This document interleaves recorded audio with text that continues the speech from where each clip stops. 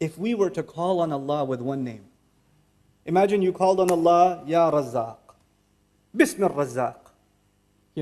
I just call on Allah the name of Razzaq, that's it. Then you're only appreciating what about Allah? That He provided for you. But you didn't appreciate that He guides you. You didn't appreciate that He protects you. You didn't appreciate that He secures you and gives you good people in your life.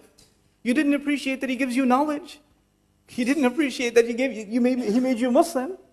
That He gave you your health. That He gave you your job. You didn't appreciate any of those things. You just reduced everything about Allah to one of the things He does. One of them. And Allah kept us from reducing Allah Himself subhanahu wa ta'ala because that's offensive. We wouldn't even know. وَيُعَلِّمُكُمْ مَا لَمْ تَكُونُوا تَعْلَمُونَ He taught you what you couldn't have even known. We would have even been praising Allah and it would have been offensive because it's just not enough. So He gave us Bismillah. I go to my teacher for knowledge. I go to my parents for support. And when I'm young, for provision.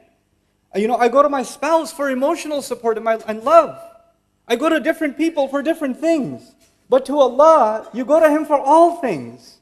You go to Him for everything. There's not one thing that is missing when you and I turn to Allah. So that's the first part of the equation, Bismillah.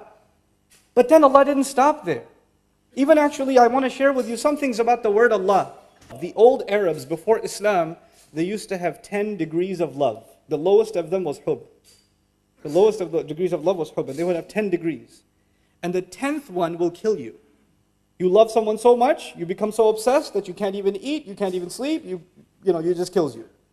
It's unhealthy. The ninth one actually is called wala or Allah, from which the word ilah comes. And the word wala means a kind of love that when you have it, you don't feel pain. When you have it, you don't feel hunger. You don't feel sadness. This love fills your appetite so much, there's no room left for anything else. There's no negative emotion left in your life because this ilah has filled it for you. When we call upon Allah by saying Bismillah, we are expressing our love for Allah and acknowledging that if we truly have love for Allah, all of our problems are going to feel like nothing.